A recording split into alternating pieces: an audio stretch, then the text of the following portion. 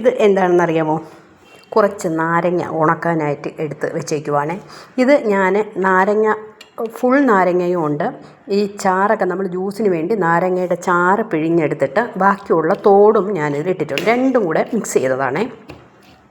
ഈ തോട് മുഴുവൻ നാരങ്ങയും കൂടെ ഇങ്ങനെ ഒന്ന് നാലായിട്ടൊന്ന് അരിഞ്ഞതിന് ശേഷം ജസ്റ്റ് ഒന്ന് ആവി കയറ്റിയിട്ട് ഞാനിന്ന് വെളിയിലെടുത്ത് തണുപ്പിക്കാൻ വെച്ചു. തണുപ്പിക്കാൻ വെച്ചതിന് ശേഷം മുളക് നല്ലവണ്ണം വറ്റൽ മുളക് വറുത്ത് അത് ഒന്ന് പൊടിച്ചെടുത്തതാണ്. ഇതാ കണ്ടോ, മുളക് പൊടിയല്ല, വറ്റൽ മുളക് വറുത്തിട്ട് ഒന്ന് മിക്സിയിലിട്ട് ഒന്ന് ക്രഷ് ചെയ്തെടുത്ത് അല്പം കായപ്പൊടി ഉപ്പും കൂടെ ചേർത്തിട്ട് ഞാനൊന്ന് ഈ നാരങ്ങയിലോട്ടൊന്ന് വിരവി വെച്ചിട്ടുണ്ട്.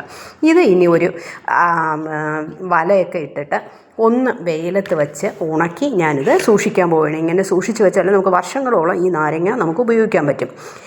ഇത് ഉണങ്ങിയതിന് ശേഷം നമുക്ക് അച്ചാർ വേണമെന്നുണ്ടെങ്കിൽ നമുക്ക് അച്ചാറായിട്ട് എടുത്ത് വയ്ക്കുകയും ചെയ്യാം. അല്ല ഉണക്ക നാരങ്ങ മതി എന്നുണ്ടെങ്കിൽ അതായിട്ട് നമുക്ക് ഉപയോഗിക്കാം. അപ്പം ഞാൻ ഇതൊന്ന് വലയൊക്കെ ഇട്ട് ഞാനൊന്ന് ഉണങ്ങാനായിട്ടൊന്ന് വയ്ക്കട്ടെ.